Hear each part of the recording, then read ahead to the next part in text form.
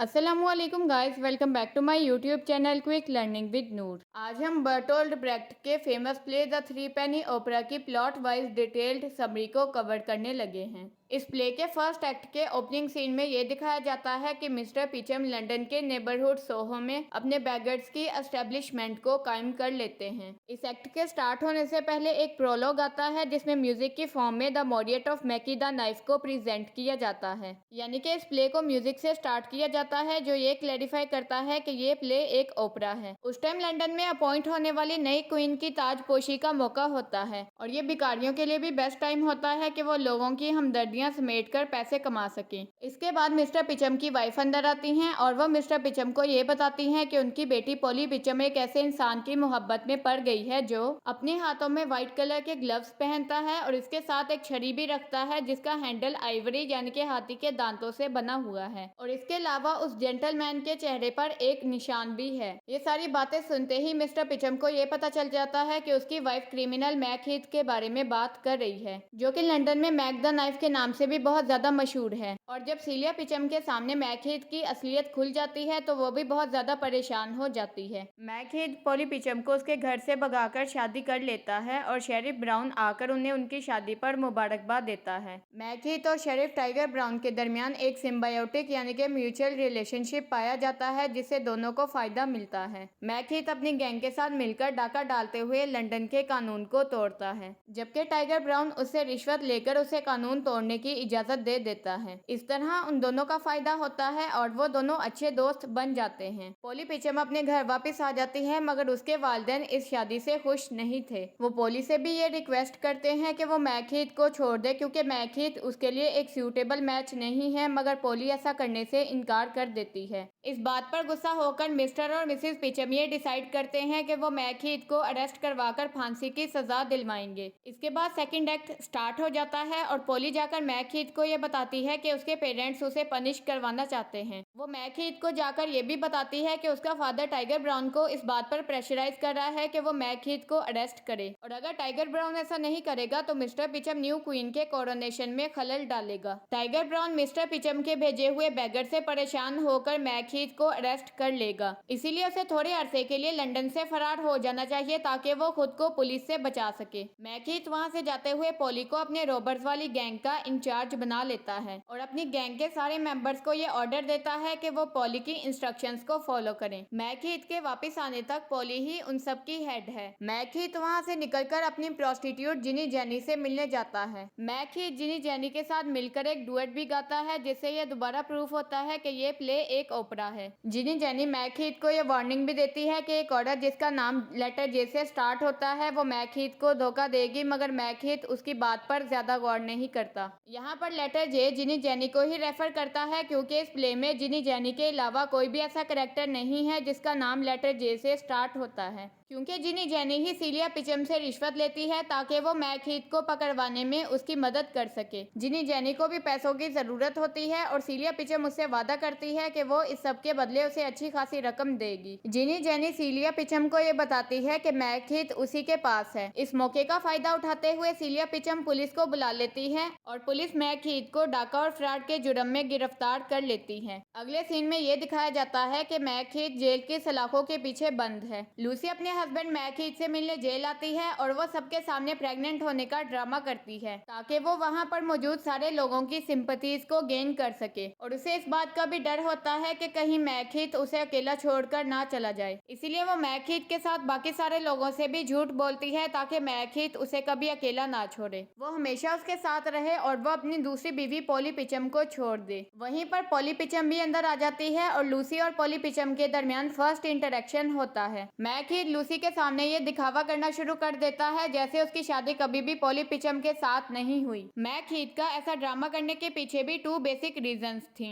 अव्वल तो वो ये जानता था कि लूसी शेरिफ टाइगर ब्राउन की बेटी है जो कि एक अथॉरिटेटिव पर्सन है और इस तरह लूसी उसे जेल से बाहर निकलने में काफी ज्यादा मदद कर सकती है, जबकि पॉली पिचम का फादर भी उसी की तरह एक फ्रॉड और क्रिमिनल था और पॉली पिचम भी इस काबिल नहीं थी कि वो किसी इन्फ्लुएंस को यूज करते हुए मैक हीथ को जेल से बाहर निकलवा सके। दूसरी बात ये ये कि लूसी का फादर उसका फ्रेंड था, जबकि पॉली पिचम का फादर उसे हाईली डिसलाइक करता था। पॉली पिचम और लूसी इसी बात पर बहस करना शुरू कर देते हैं कि मैक हीथ की जायज बीवी कौन है और वो किससे ज्यादा मोहब्बत करता है। उनकी बहस उस वक्त तक जारी रहती है जब तक मिसिस पिचम पॉली को अपने साथ नहीं ले जाती। मैक हीथ लूसी से ये वादा करता है कि अगर वो जेल से भागने में उसकी मदद करेगी तो उसके बदले वो उसे कुछ रकम भी अदा करेगा। लूसी उसकी बात पर यकीन करके आमादा हो जाती है। मैक हीथ लूसी की मदद से जेल से फरार होने में कामयाब हो जाता है। मिस्टर पिचम टाइगर ब्राउन को ये धमकी देता है कि अगर वो मैक हीथ को पकड़कर फांसी की सजा नहीं दिलवाएगा तो वो लंदन में आने वाली नई क्वीन की ताजपोशी की तकरीर में अपने भिखारियों के साथ मिलकर मसला खड़ा कर देगा। और क्योंकि टाइगर ब्राउन लंदन का शेरिफ है और वो सारे इवेंट को मैनेज कर रहा है, इसी वजह से सारा इल्जाम टाइगर ब्राउन पर आएगा और हो सकता है कि गलती या कोताही करने की सूरत में उसे अपनी पोजीशन से हाथ धोना पड़े। इसके बाद इस प्ले का लास्ट एक्ट यानी कि एक्ट नंबर 3 स्टार्ट हो जाता है। मिस्टर पिचम अपने बैगर्स के साथ तैयार होता है ताकि वो नई आने वाली क्वीन की ताजपोशी की तकरीब को खराब कर सके। सीलिया पिचम ने जिनी जेनी से ये वादा किया था कि अगर वो मैक हीथ को पकड़वाने में उनकी मदद करेगी तो वो उसे कुछ रकम भी अदा करेगी। और क्योंकि जिनी जेनी ने मैक हीथ को पकड़वाने में सीलिया पिचम और पुलिस की मदद की होती है, इसीलिए वो अपने वाजबात लेने के लिए सीलिया पिचम के पास आती है। मगर क्योंकि मैक हीथ जेल से भी फरार हो जाता है, इसीलिए सीलिया पिचम उसकी रकम अदा करने से इनकार कर देती है। मिसिस पिचम जिनी जेनी से ये कहती है कि जब तक मैक हीथ को फांसी की सजा नहीं दी जाती तब तक वो उसकी रकम अदा नहीं करेगी। टाइगर ब्राउन मजबूर होकर मिस्टर पिचम की बात मान लेता है और वो मैक हीथ को दोबारा अरेस्ट कर लेता है। जिनी जेनी अभी भी मिसिस पिचम से ये उम्मीद रखती है कि वो उसकी बकाया रकम अदा कर देगी, मगर सीलिया पिचम का ऐसा कोई भी इरादा नहीं होता। वो सिर्फ बहाने करके जिनी जेनी की बात को टालती रहती है। इस सीन के एंड में jenny the song of Solomon गाती है, जो अगेन ये प्रूव करता है कि ये प्ले एक ओपेरा है। द सॉन्ग ऑफ सॉलमन के थ्रू रीडर्स के सामने इस मैसेज को कंक्लूड किया जाता है: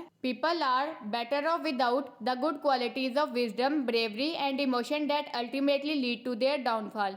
only self interest is rewarded in the struggle for survival. यहाँ पर बेटर ऑफ विदाउट पर ज्यादा एम्फोसाइज किया गया है। Better off without means in a more satisfactory situation than you were before, यानी कि अगर किसी अच्छी सिचुएशन की वजह से बाद में आपको नुकसान उठाना पड़े तो उसके बगैर रहना ही ज्यादा बेहतर है। इसीलिए लोगों को विजडम, ब्रेवरी और इमोशन जैसी अच्छी क्वालिटीज को अडॉप्ट नहीं करना चाहिए जो कि उन्हें डाउनफॉल की तरफ ले जाए और उनकी नेकी ही बाद में उनके लिए पछतावा बन जाए। इस दुनिया में जीने के लिए खुदगर्ज होना बहुत ज्यादा जरूरी है और खुदगर्जी को ही इनाम दिया जाता है। पॉली पिचम शेरिफ टाइगर ब्राउन और उसकी बेटी लूसी से मिलने जाती है और अपने रूड बिहेवियर के लिए माफी मांगती है, क्योंकि जेल में जब वो दोनों मैक हीथ से मिलने जाती हैं और उन दोनों का आमना सामना होता है तो पॉली पिचम लूसी की बहुत ज्यादा इंसल्ट करती है। लूसी और पॉली एक दूसरे की गलतियों को माफ कर देते हैं, मगर अभी तक एक दूसरे को अपना हरीफ समझती हैं। वो दोनों इस बात पर इत्तेफाक करती हैं कि मैक हीथ ने उन दोनों का इस्तेमाल किया है और उन दोनों को धोखा दिया है। लूसी भी पॉली के सामने इस बात का इकरार कर देती है कि वो प्रेग्नेंट नहीं है। वो दोनों बैठी हुई अभी डिस्कशन ही कर रही होती हैं कि उन्हें खिड़की के बाहर से ये आवाज आती है कि मैक हीथ को पुलिस ने दोबारा अरेस्ट कर लिया है।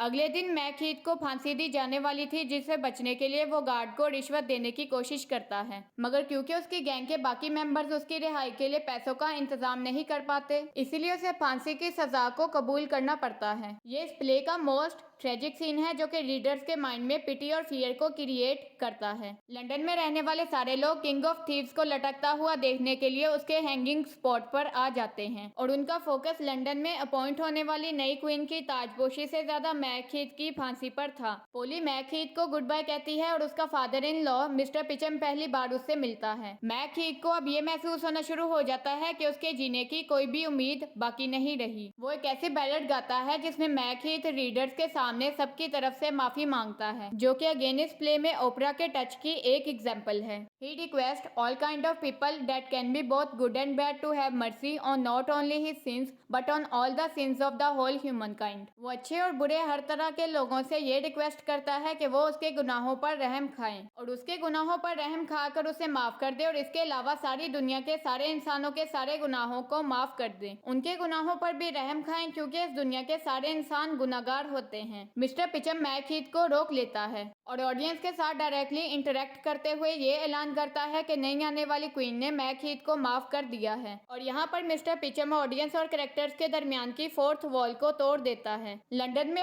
अपॉइंट होने वाली नई क्वीन का मैसेंजर सबको आके ये बताता है कि क्वीन ने मैकहीथ को एक नोबल टाइटल भी दिया है। यहाँ पर प्ले का ट्रेजिक सीन कॉमिक सीन में चेंज हो जाता है, जो कि लाफ्टर क्रिएट करके ऑडियंस को खुश कर देता है। यहाँ पर बर्टोल्ट ब्रेक्ट लंदन के किंग्स और क्वींस के लिए एक्सप्लॉयटेशन के टूल को यूज करते हैं। फाइनली किंग ऑफ थीव्स यानी कि मैकहीथ की ये ख्वाहिश पूरी हो जाती है कि वो अरिस्टोक्रेसी का एक रियल मेंबर बन जाता है। पिचम ऑडियंस के सामने आकर उन्हें ये रिमाइंड करवाते हुए कहता है, the fate of the poor is generally bad, यानी कि गरीब आदमी की किस्मत आमतौर पर बुरी होती है। प्ले की स्ट्रेंज एंडिंग से लोअर क्लास से बिलोंग करने वाले लोगों की रियलिटी ऑफ लाइफ में कंट्रास्ट पाया जाता है, क्योंकि गरीब लोगों को कभी भी माफ नहीं किया जाता, ना ही उनकी सजा खत्म की जाती है और ना ही उन्हें इज्जत दी जाती है। मैकहीथ भी एक लोअर क्लास से बिलोंग करता है, मगर उसकी सिचुएशन यहाँ पर बिल्कुल डिफरेंट है। प्ले के तमाम कैरेक्टर्स के एनालिसिस को हम प्रीवियस वीडियो लेक्चर में कवर कर चुके हैं। समरी को डिस्कस करने के बाद अब हम इस प्ले के प्लॉट को कवर करेंगे। किसी भी प्ले या नॉवल के प्लॉट को 5 मेजर पार्ट्स में डिवाइड किया जाता है। The first one is exposition, the second one is rising action, the third one is climax, the fourth one is falling action, while the last one is resolution. किसी भी plot के starting point को exposition कहा जाता है, जिसमें story start होती है। राइजिंग एक्शन में प्रोटैगनिस्ट का एक्शन स्टार्ट हो जाता है। क्लाइमेक्स में किसी भी प्रोटैगनिस्ट का एक्शन अपने पीक पर होता है। फॉलिंग एक्शन में रियलिटी को डिपिक्ट किया जाता है। प्ले या नॉवल की स्टोरी की कम्प्लेक्सिटीज भी आहिस्ता आहिस्ता खत्म होना शुरू हो जाती हैं और रेजोल्यूशन में उस स्टोरी की सारी प्रॉब्लम्स को सॉल्व किया जाता है और स्टोरी को कंक्लूड कर दिया जाता है। आमतौर पर प्लॉट में स्टोरी को किसी भी पॉजिटिव नोट पर एंड किया जाता है। प्ले के एक्सपोजिशन यानी कि स्टार्टिंग पॉइंट में यह बताया जाता है कि पिचम बेगर्स के लिए अपने बिजनेस को एस्टेब्लिश कर लेता है और उस बिजनेस से प्रॉफिट भी गेन करता है।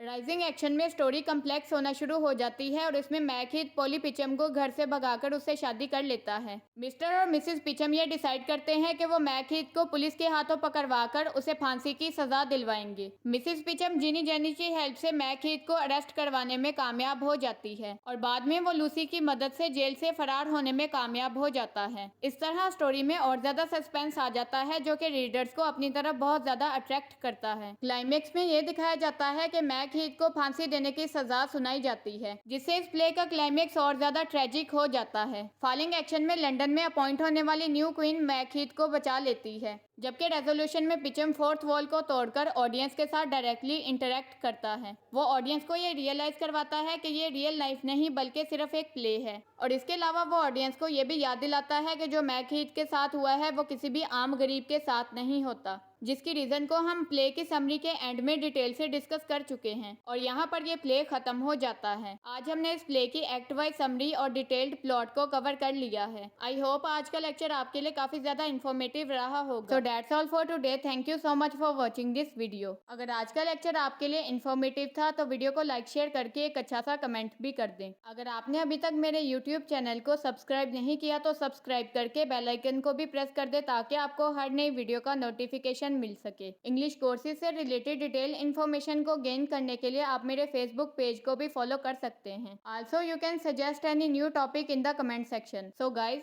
take care of yourself. Inshallah we will meet in the upcoming video lecture. Till then, Allah Hafiz.